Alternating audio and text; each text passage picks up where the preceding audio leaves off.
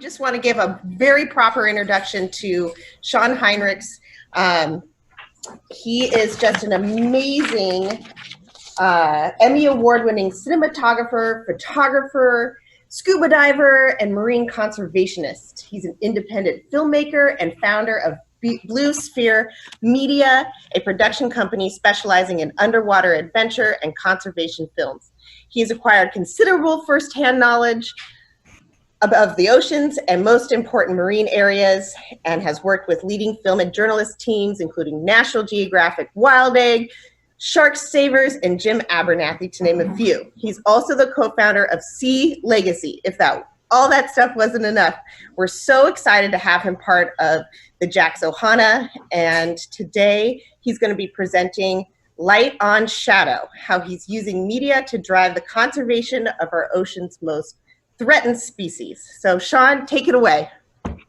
Wow, thank you so much, Chrissy. Really appreciate that. And thank you everybody for joining today. This is a unique time, I might say, in history for many of us. I can't remember a time that I've spent 3 to 4 months without traveling.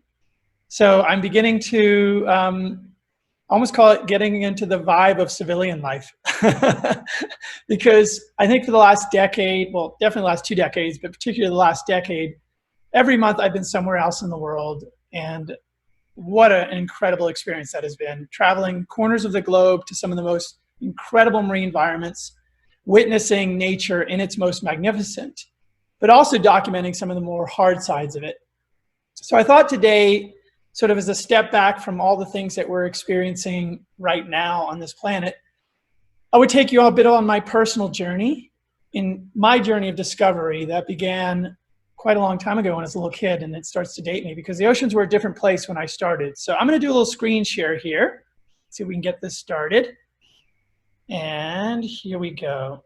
Let's see if that's working. Is that working for everybody? Yes, I think it is. So yeah, Light on Shadow and my journey. My journey really is about transforming from something that a lot of us, I think, start to slip into, which is this perspective that we are a part from nature, and really reconnecting with nature and realizing how much of an integral part of nature we are. And as a small child, I always felt that. You know, I was the kid that was down playing with my dog on the floor, protecting all the bugs from the other boys that wanted to squish them, always to the rescue of animals, because I felt very much that there was no discernment between me and them. We were all beings on this planet and had an equal space here. And the oceans, I grew up in Durban, South Africa, and where I grew up was along the wild coast. And what I remember as a child, a small child, was abundance that you can't even imagine. You would have just clouds of these seabirds come over during the sardine run, and they would start dive bombing into the water. And you can't imagine what the oceans would look like. The entire sea would turn black. And that was from sardines. Millions, if not billions of sardines pouring up this coastline. And along with them would come all kinds of other species, tens of thousands of dolphins. And even as a backdrop, you would see the humpback whales on their annual migration launching into the air. And in the water, you would see fins cutting the water everywhere. And sometimes you'd literally see these sharks rush up on the beach, chasing these sardines that would clear out, and they'd start pouring up onto the sand, and the sharks would almost beach themselves. And for the fishermen, it was a boom because they didn't even need set nets. They would literally walk along the coastline with these buckets and be scooping out the fish into these buckets. And so my vision of the oceans was this space of endless abundance, just beyond your imagination. It was something that began to transform in me, however, when I started to witness our treatment of the oceans. And I wish I could say my first encounter with, for example, a shark was in the oceans, but I was still only 6 or 7 years old. My first encounter with a shark was a dead shark. And that was at the Sharks Board in South Africa. And the Sharks Board is responsible for managing the shark nets. And these are the nets that they put along the swimmer beaches.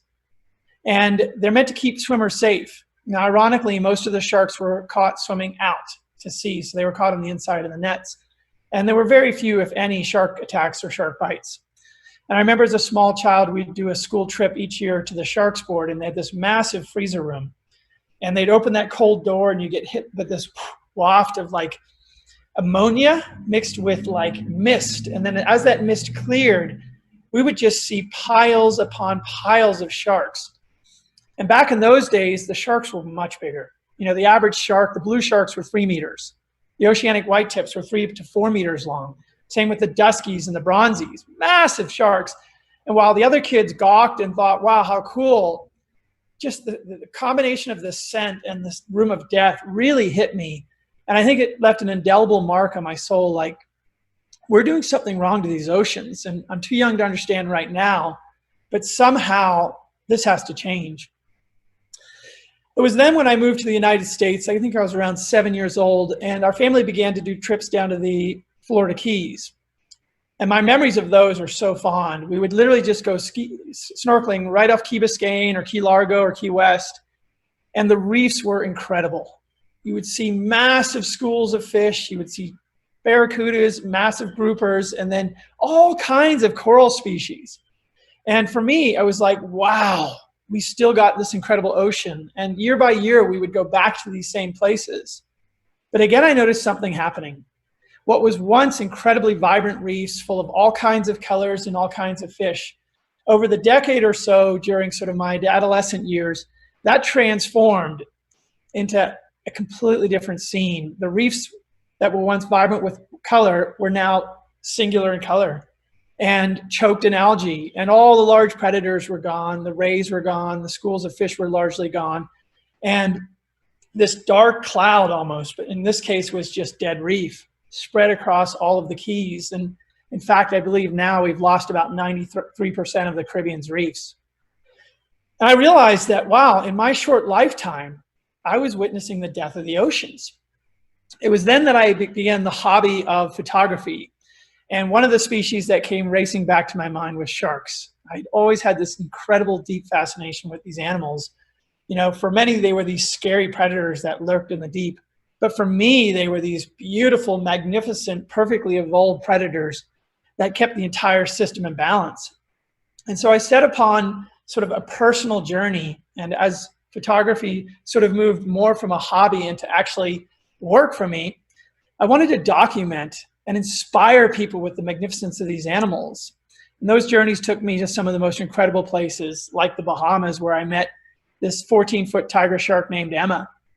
And I remember telling my friends after my trip there about this beautiful, gentle tiger shark with a soft smile and these deep eyes, and they thought I was crazy. Like, sharks? Now, sharks are terrifying man-eaters. And I quickly learned that no, these are highly sentient, intelligent beings that were really just looking to understand us and connect with us. And yes, in the wrong context, if we're not respectful and we don't treat them as just pets, yeah, we can make a mistake and cause an accident. But for the most part, if we leave them to be, or we interact with them in a respectful way, we could actually develop relationships with these animals. That continued on. I went down to other southern reaches and got to the Cat Island, where I got to meet another shark that I remember being told how fearsome this predator was, and all it would do is devour sailors in days of old. In fact, I think it was the crew of the Indianapolis that this shark was blamed when that ship sank for the death of most of the sailors.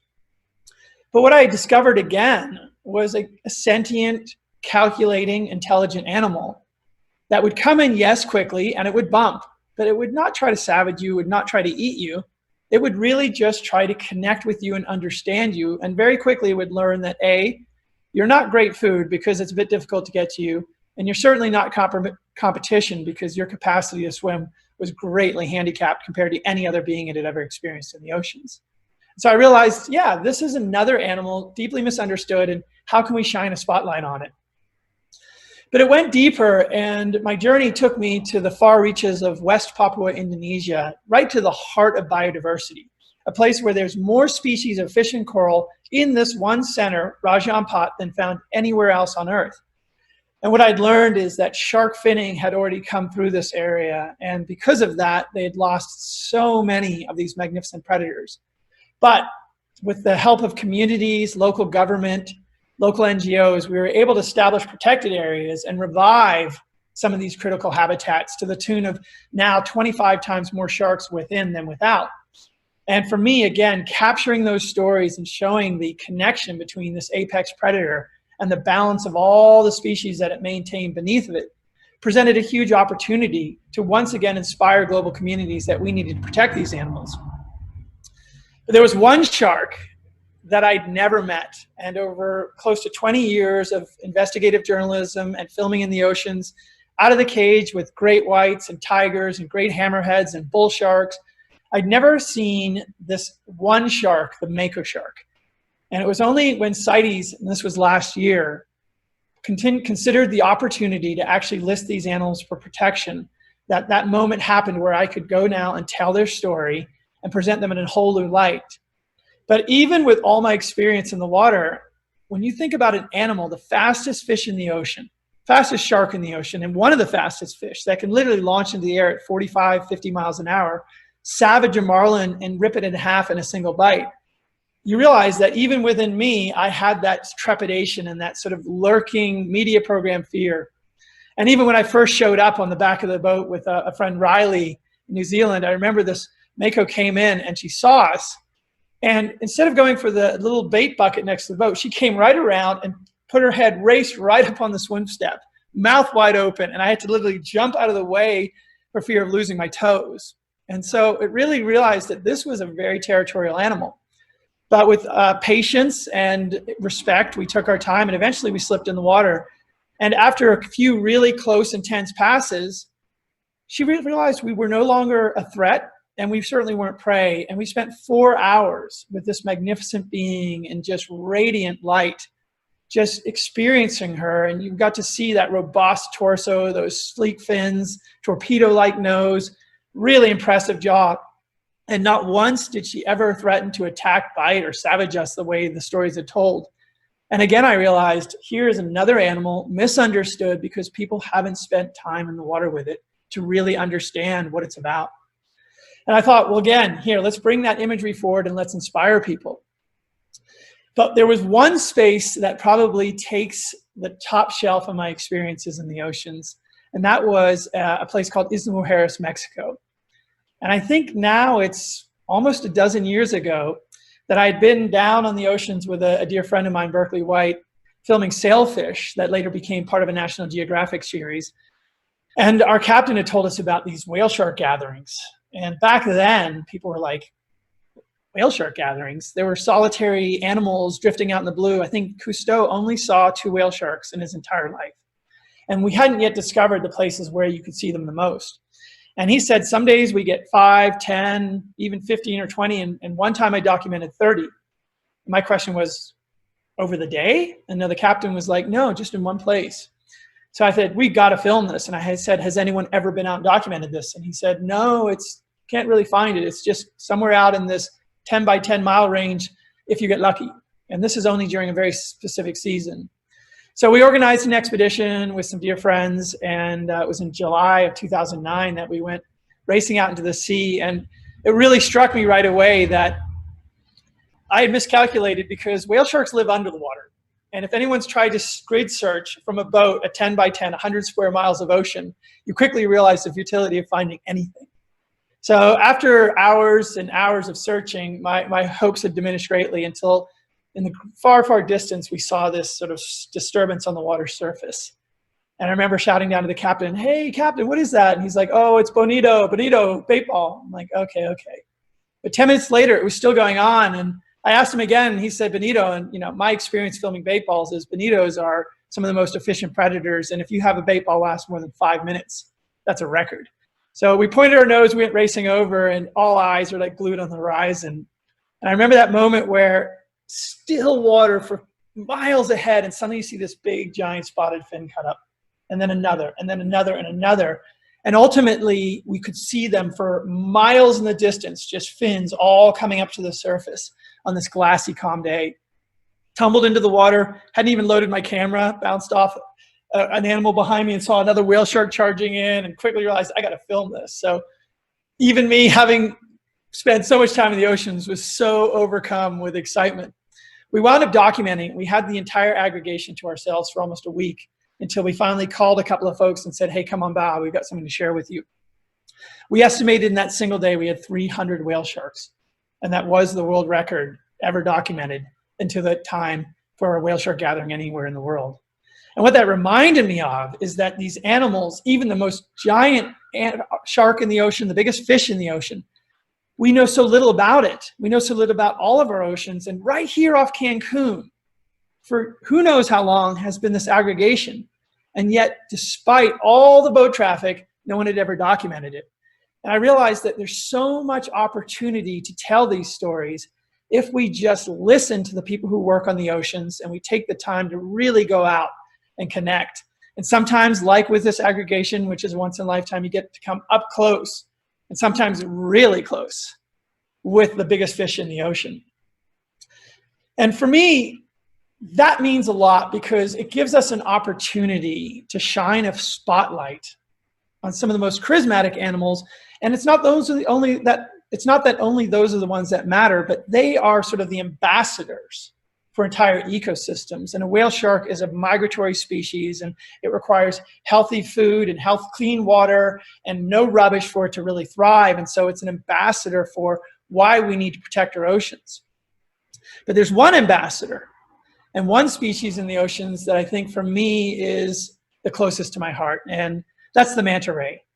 And it was probably about a decade and a half ago, maybe longer, that I had my first encounter with a manta ray. We were in Thailand filming a little series about these islands off the coast of Phuket when we were offered to take out to this little seamount. And I remember on our way out, we saw little flashing and colors on the surface, fish bubbling up. And then I looked beneath and I saw this really dark, triangular, diamond-shaped body with these really white patches on its shoulder. And I was like, manta ray! And I'd always wanted to experience one of these animals, but I'd never had that opportunity. So me and my buddy, we hadn't even made it to the dive site. We could see it in the distance. We tumbled off, jumped in the water, and for 45 minutes, this oceanic manta ray just swam loops around our head and our bodies. And there was no cleaning station. There was no food. It was just it interacting with us. And I realized there was an intelligence. There was a sentience about this being that I'd never witnessed with any other animal in the ocean. Something about it craved that contact with us. And for me, it was very personal because every time it came by, it would come right at eye level and look me in the eye. And I realized, wow, this is a special, special animal. And so I went about now trying to understand where are these animals, why are they so elusive, and what's the differentiation? How come in some places like Kona you have these big aggregations, and in other places you have these massive giants that are highly elusive? And so I had the beautiful opportunity of telling stories about them from Indonesia to Thailand to South America. And each place I went, I discovered new things. We discovered a seamount in Indonesia where we had aggregations of oceanic manta rays. And prior to that, they'd really only been known about their aggregations in like the Revillagigedos in Mexico. And suddenly here we have these seamounts where we have, in this one picture alone, 6, but in one day I counted 19 oceanic manta rays cleaning on this reef. And bringing back the stories about them in even very popular sites and places where people just don't know about them. And in that journey, I thought, well, wow, if we can really inspire people with these beautiful images and these stories, these animals are going to be so protected because, they're harmless. They have no stinger. They have no teeth. They've never done anything to injure a single human being. Obviously, people are going to stand in their defense. And the manta ray sort of became emblematic to me of how do we get people to connect with the oceans? How do we show the people that even the species in the ocean, they aren't just fish. Every single animal has intelligence. It has a personality. It has a life. It has a life cycle. It has connectivity, both within its population, but even with some of these beings, with human beings. And I really wanted to bring that to them. But along the way, I kept running into another story, and a story that I tried to ignore, but at a certain point, I realized I had to turn my camera around. And that was our mishandling at the hand of man of nature. What we were doing to these species in such a horrific manner. And perhaps more than anything, sharks. Sharks really fell to the cleaver of human beings. And what that means is everywhere I went in the world, I started to see what was happening to these species. And I would go from port to port, market to market, and I would see sharks piling up and fins piling up. And I tried to figure out what is going on. Why are people so interested in sharks? And I'd heard about consumption in Asia, but it wasn't really clear to me how big and how prevalent that was in our time. And so I went across the world from South America, Africa, Central America, Asia, Southeast Asia. And every place I went, I was trying to capture and document these horrific conditions and broadcast them out to the world.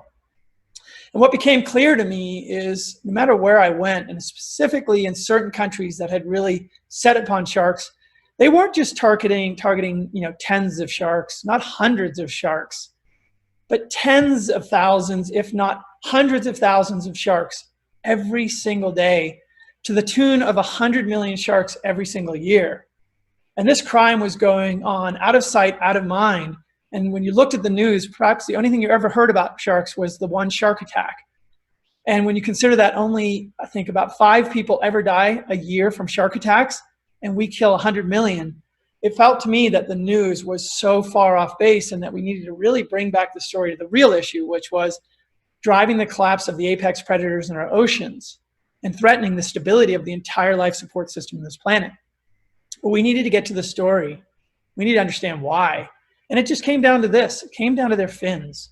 And it came down to the extinction trade, which is basically a largely corrupt, often illegal network that exploits animals such as rhinos and elephants and tigers and lions. And pretty much you fill in the blank, take a vulnerable species that you can take the parts, you can dry it, and then you can ship it illicitly across borders, and you can fabricate a demand, and through that, make a lot of money. And as the volume and the supply, which means the species goes closer to extinction, drops, the price goes up.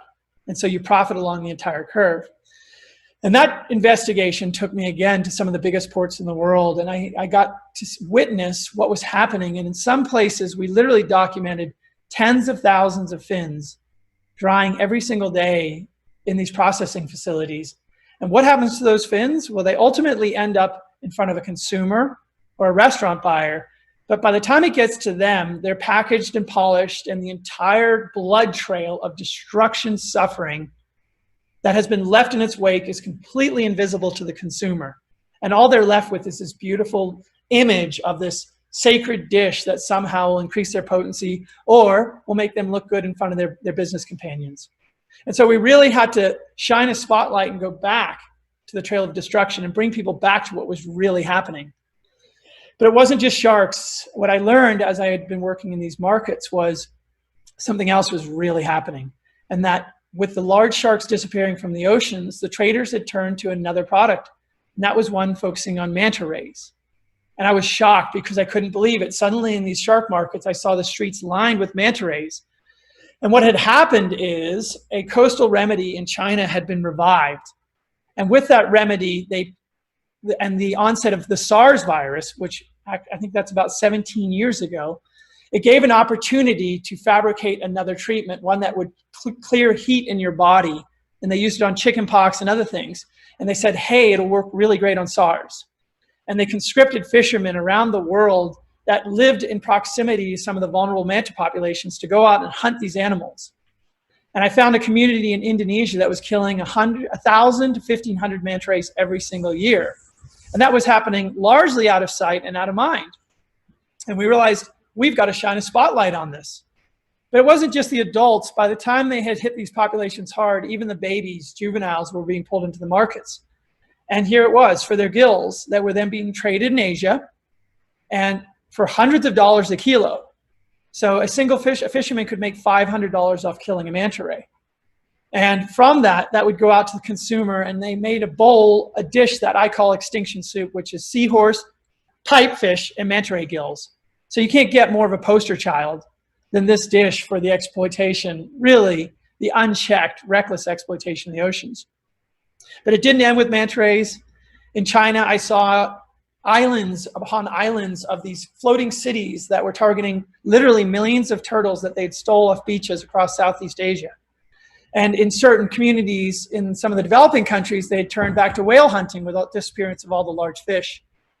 And ultimately, it came down to the commercial fisheries, because in these ports in Taiwan and Japan and Ecuador, all I saw were these massive nets and massive cargo holds unloading countless volumes of fish.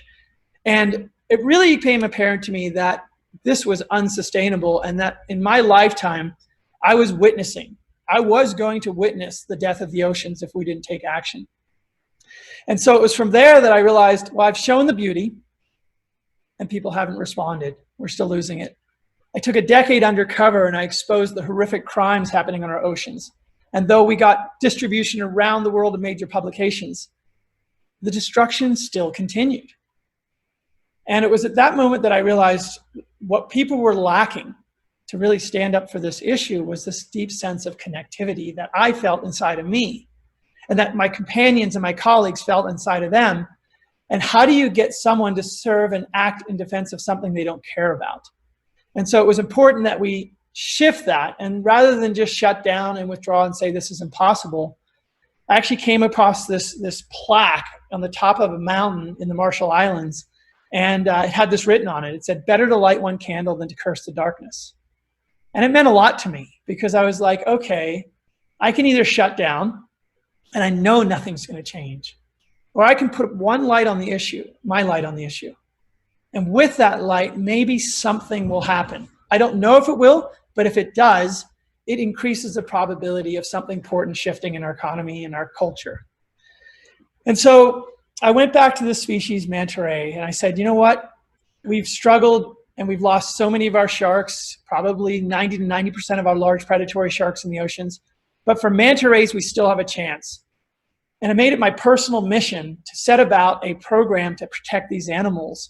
And we started this project called Manta Ray of Hope, and we recruited, I think, probably 80 scientists and activists and operators from across the world to join in this program to tell the story of these animals. And we created an 80-page report, the most comprehensive report ever done on manta rays, from fisheries to science to tourism to their biology. And we put this incredible report together. We created a film about it. And then in 2013, we succeeded in getting manta rays on the voting docket at CITES in the Bangkok Convention. And I remember that moment where we took the film and we connected people, and something shifted, and it transformed the way that I looked at communication and environmental protection from that moment forward. So I'm going to give you a little quick sneak peek on that film coming up right here.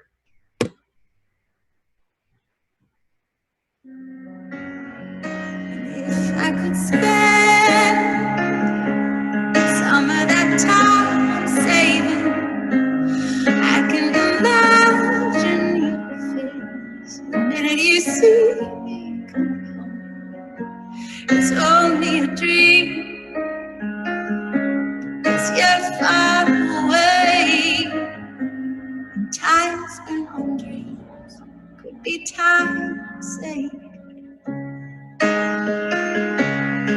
And there's so many things that I don't understand. I'm standing in line, my open hand, waiting for some explanation, something to hold on to. So we filmed that film called Manta's Last Dance, actually with Jax. Keller was our wingman. We had the entire team behind us. We had very little time, very little budget, and with these incredible partners, we came together and we made this film about this woman connecting with this animal. And it was interesting during that time when we had brought the concept of protecting manta rays to CITES, it's about 180 nations, rumors had started to spread that it was a killer stingray like the one that had killed Steve Irwin. And those were propagated by industry. But it quickly struck me that who wants to protect the killer ray? They're terrified of it. And so we had a very short window, and we descended in Hawaii during the Pacific swells, and we captured this film. That was just a small piece of it. You can see the rest of it online on my website. And I remember that moment we took it to the floor of CITES, and people were like, what is this? And I said, just watch. And for 3.5 minutes, we had this entire room filled. And we had this giant flated manta ray behind us, and we projected on the screen. And I remember as you could hear a pin drop as the music played, and this beautiful woman interacted with this incredible animal. And at the end, I looked around the room and there were just tears in everybody's eyes. Now imagine sort of hardened bureaucrats that have been bribed for years by countries that are looking to exploit these animals. And suddenly here they are having a moment to realize that these are intelligent, sentient beings, and feeling that connection, feeling the importance of what is happening right now. And one by one, I remember these delegates coming up to me and putting their arm around me and saying, don't worry, your mantas are safe with me. And this was the first time we'd ever brought the species to CITES, and usually it takes several rounds, and the convention's only held every 3 years. So we had very limited time. And so we had a short window to actually bring about this protection. And I remember that moment where we were now sitting on the floor and the convention was voting, and China called for a silent ballot because they didn't want people to, they'd been buying votes the entire time, and they didn't want people to have to register their votes in opposition. And I just remember watching, and as that clock ticked and they finally said, read the ballots. And you had the red bar coming up, which was against, and then the green bar shot way up, and we got an 80% margin of victory, a landslide victory. And even though it had been a silent ballot, across the room, delegates one by one stood up and said, I know this is silent, but I want it heard in this room that our country stood in defense of these animals. And I was just full of tears, and my fists were just in the air. And I just realized that in the face of greed and corruption and bureaucracy, we can win, but it comes down to really deeply connecting people with these animals and about empathy. And we can overcome any obstacle, including financing, greed, and corruption when we do that. And I realized, okay, if we can do that with manta rays, and it took, by the way, an incredible team effort, not to raise my hand on it. We had organizations from around the world that came around, and it took a huge effort, but together, and that's part of all these efforts, we came and we made the success happen. But there's another animal that's much more feared than a manta ray, and that was tiger sharks. And very shortly after the win at CITES, we learned about the shark call in Australia, where they had been targeting, putting these drum lines, which are buoys right off beaches with a big, huge hook and a hunk of meat. And they killed several hundred tiger sharks to keep beachgoers safe. Well, ironically, there had been no documented attacks ever on a beachgoer by a tiger shark anywhere along those coasts. They were basically bringing them in with the bait and then killing them to justify some bureaucratic program. So we decided, okay, if we've done it once, let's see if we can do it again. How can we shed a new light on these animals? So we created a project called Tiger Shark, which was inspired by James Cameron's Avatar, where a human being goes down to the seafloor and becomes one with these animals. And the objective, again, was not to turn them into puppy dogs, to really, though, reveal their intelligence, their sentient nature, but also their vulnerability and the fact that they aren't senseless man-eaters. And so we created this film, Tiger Shark. We brought Good Morning America out with us. We brought World News Tonight, and we did it live. So either we got it right or we got it really wrong. And so 9 months of preparation went into that, working with my dear friend Jim Abernathy and incredible ocean activist and performance artist Hannah Mermaid. And this is what we created. So take a look at this.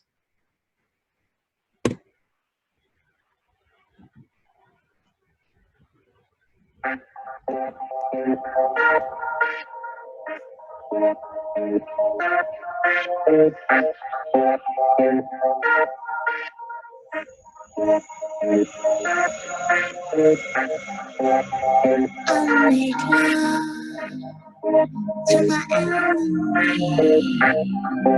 I'm in this war without a fight. With a thousand kisses, I'll surrender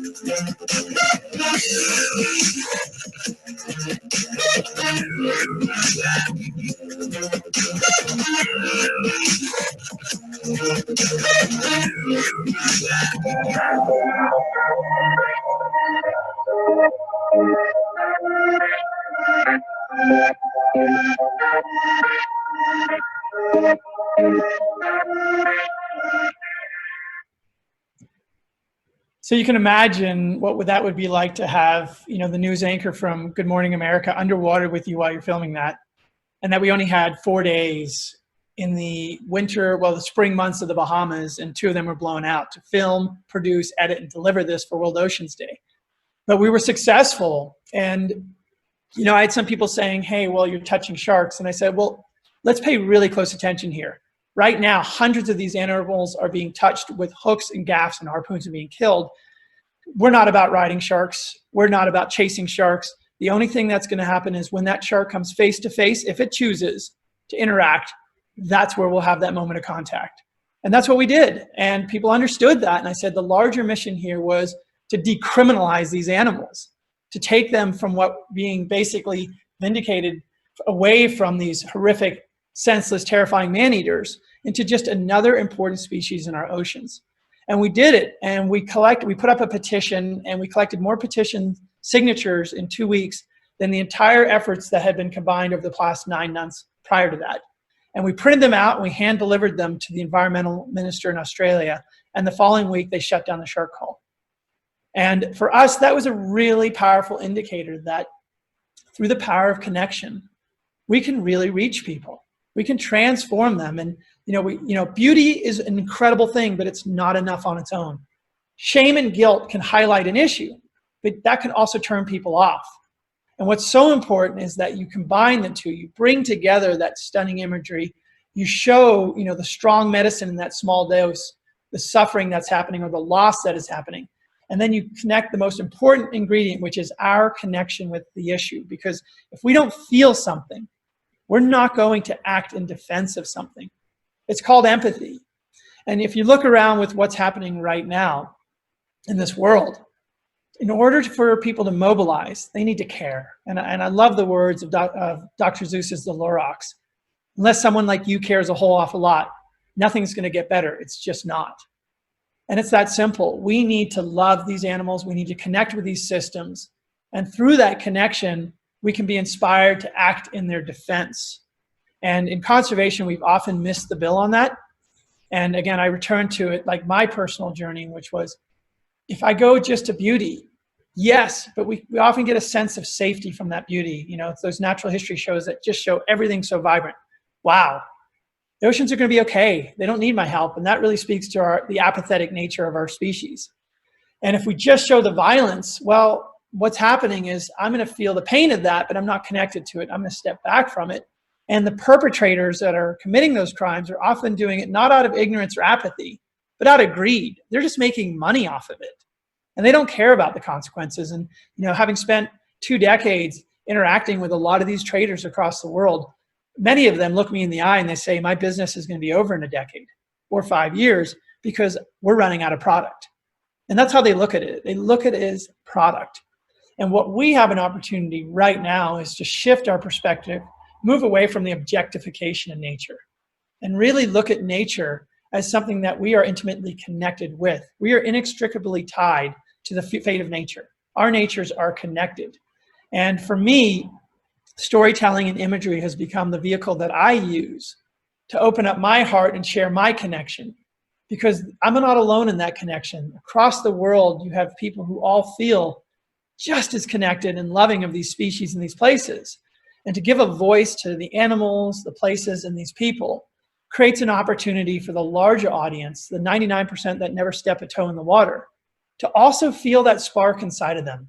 And maybe that spark grows into something, and that one candle becomes something much bigger, just like you have the lighters or now the phones at a concert, and suddenly the entire stadium lights up when everybody becomes activated and passionate about an issue.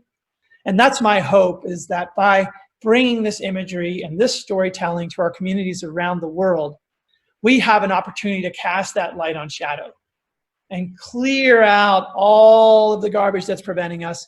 And right now, during COVID, if you think about it, the consequences of our mistreatment of nature have never been more prevalent. This virus originated in the markets of China. But those markets aren't just in China. Those wildlife markets exist across Western Africa, Central and South America, all kinds of places in Southeast Asia. It just happens to have come out of that one. And the source of that is our extraction of wildlife and our mistreatment and really sadistic treatment of animals. So if we shift our perspective on all of these beings, create empathy for not just people who look, speak, and act like me, because we all have the me in us, and really extend that empathy out to other humans, other races, other cultures, and to other species, suddenly we start thinking in a much holistic way, and the preservation of these species in these places inevitably leads to the preservations of the things that are closest to us, ourselves, our families, and our communities. So the virus that we're all experiencing right now gives us an opportunity to reflect on that connectivity. We clearly connected. Within a few weeks, suddenly we all were absolutely connected. And my hope is that, I've been beating this drum for 2 decades, but I'm hoping this is enough.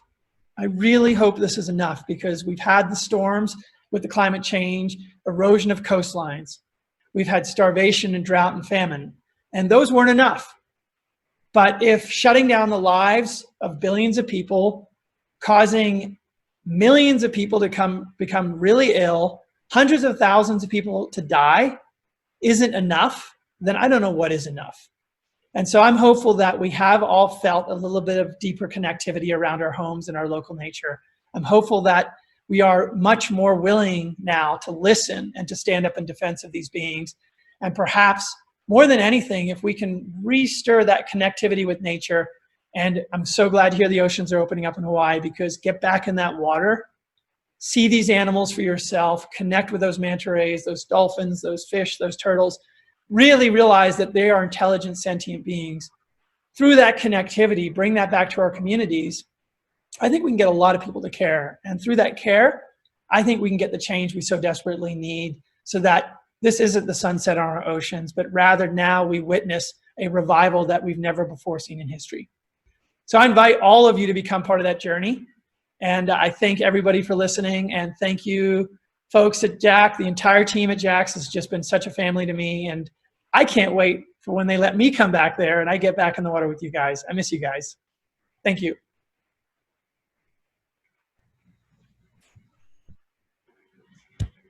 Thank you, Shawn, for that wonderful presentation. We are going to take some questions from our attendees and from our YouTube live chat. So if anybody has any questions, please go ahead and type those in, and you'll be eligible for some giveaways that Patty's gonna give away here in just a sec. So see if we've got any questions. Marty Snyderman says, thanks, Shawn. Your presentation was great, and you've got a lot of wisdom. So, thank you so much, Marty. Marty's a pioneer. I've loved his work for so long, and I'm super honored to actually even be able to sit next to him on this call today. So that means a lot coming from you, Marty. Thank you so much. And I do have a question. I have a question from someone here on staff. What do you think, Shawn? I know you've gone over it, but just to reiterate, what's the single most important thing that we as individuals can do to help protect the ocean and shark and ray populations? There's something that every single human does, and that's consume. We're really, really efficient consumers. And that has had some incredible advantages for our species. We've proliferated now to become the most dominant mammal on planet Earth, right? Whereas before we were a very small percentage. But how we consume makes a big, big difference and a big, big impact. And we have become experts at unsustainable fisheries, unsustainable consumption. And I think if you look at your diets, everybody can make an impact by voting with their stomachs. And if you care about the oceans, then looking at the kind of food you get out of the oceans makes a big difference. I'm not going to tell everyone in the world they can't eat fish. I'm not going to tell a fisherman on an island in Indonesia that he should suddenly stop eating fish. It's how we go about it that really matters to me. And the first thing is become aware and conscious. Know where your food comes from, and if you're still okay with it, like if it comes off a long line that has 10,000 hooks that's catching turtles and loggerhead turtles and leatherback turtles and sharks and all kinds of other species that are all being discarded or used and abused, and you're still okay with eating that tuna, well then okay, but I hope you're not. And the same with all these other species that are caught in these huge commercial fisheries. Really take a look at that and decide, Maybe I'll have a pole and line caught fish. Maybe I'll have a locally raised fish. Or maybe 3 nights a week I won't have any, and I'll eat more of a vegetarian-based diet. So I think the more we move away from consuming animals, I think the average American consumes, I think, 20,000 animals in their life. Like, that's a lot. I think never before in history was it like that. So moving more towards plant-based makes a huge impact. Not everyone needs to be a vegetarian or vegan. You know, make your choices, but know where your food comes from, and you will be making a huge impact on this planet. Okay, we have one more question. Oh, here we go. We've got a Q&A. Shannon says, hi, I am a 12-year-old advanced scuba diver, and I was wondering if there are any programs that I could implement into my middle school. Thank you for your presentation. It was great. Wow, 12-year-old advanced diver. You know, I didn't start diving till I was 21, so you've got about a decade on me. So I can't wait to see what you accomplish, Shannon. It's going to be amazing. It's going to be so good. I think something you can implement within your schools and your local communities is two things. One is on the plastic side, we're putting an incredible amount of plastic in the oceans.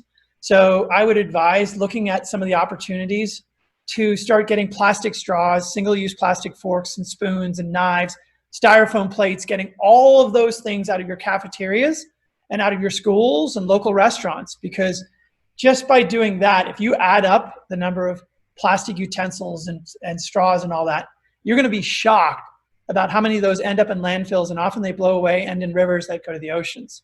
So that's probably one of the easiest. And I say easy, it's all hard, but one of the more accessible things you could do right in your backyard.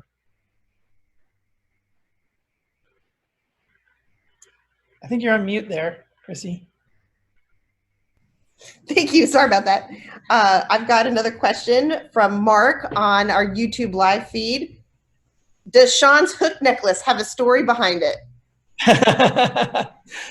Yes, I haven't taken it off in 12 years, much to the chagrin of TSA security people in certain countries. Yeah, I'll try to make it as short as possible. I was working in 2008 with the Rangers and this group Marviva in Costa Rica. And every night around Cocos Island, which is a World Heritage Site, and any diver who's traveled the world knows this is the creme de la creme of pelagics. Every night there were poachers in the park, and I would go out at 3 a.m. with the Rangers, and we would count 40 illegal longline vessels. And a longline is a rope with buoys that hangs hundreds, if not thousands, of hooks. And those would all drift through the park, and we estimated about 1,000 miles of longline was going through that park every night, targeting tuna, marlins, and sharks. So we would chase the boats out, and then we would start pulling in about as much as we could pull in, maybe 60 miles, and the rest would have already drifted off. And on it, you would find all kinds of animals. And one of the opportunities I had is there was a live but struggling silky shark on that line. And the silky shark is a beautiful, sleek, pelagic shark, about 7 feet long. And I remember we were in the water and had it right up against the boat, and we worked with pliers the hook out of its mouth, and then just with our hands let it free, and it slowly swam and then made its way off into the blue. And it really struck me in that moment. It was like countless miles of long line, infinite number of hooks, so many sharks. What's the point? And I looked in the eye of that shark, and I realized for that one shark, it mattered. And for every one that we save, it matters. And if we all take that attitude, we start to save a lot. And so this has become my reminder that in the face of seemingly insurmountable odds, it still matters that we show up every single day for the work, because every single one we save, it makes a difference. Hey, Shawn, thanks so much for joining us today. Mimi on our YouTube live feed says that your photos are amazing and beautiful, and she's adding you to her watch list. So that's a win. It's a win. Thank you so much for joining us today, Shawn. We really appreciate it. It's just amazing to have you out there working for our ocean's most vulnerable creatures. So thank you so much. And I look at myself as just a humble servant to the issue. And if you look around the world now, there are, just like some of the people who gave comments today, there's inspirational people working on the front lines all over the world right now. And if we can just raise their voices with our voices, and that's our job, especially I think as photographers now and storytellers, is to raise the voices of the real champions, the youth, the community leaders, the activists on the front lines who are doing that work, and bring that voice to the world so that people have a sense of change and they can join that change. So I'll keep doing what I'm doing, and thank you so much, Chrissy and the rest of the team at Jax, for all your support. You guys have been amazing, and I can't wait to come out and play with you in the oceans again sometime soon. We can't wait either. Thanks again, Shawn. And right now we're going to go to Patty, who's going to do some giveaways for anybody who listened to Shawn's presentation. So stay tuned, guys, and thanks for watching. Thank you, guys.